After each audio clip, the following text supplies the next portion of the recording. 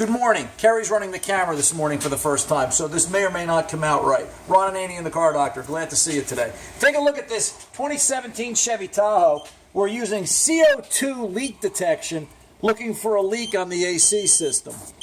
Listen to the beeps. New technology.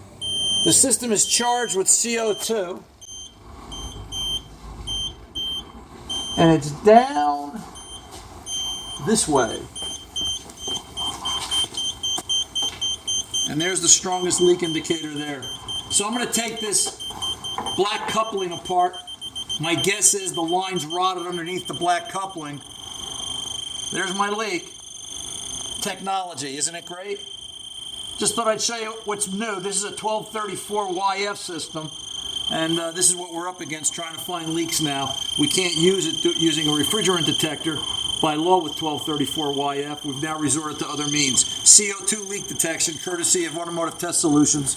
I'm Ron and Annie and the Car Doctor. Thought you'd like to see it. I'll see you on radio. Thanks for stopping by.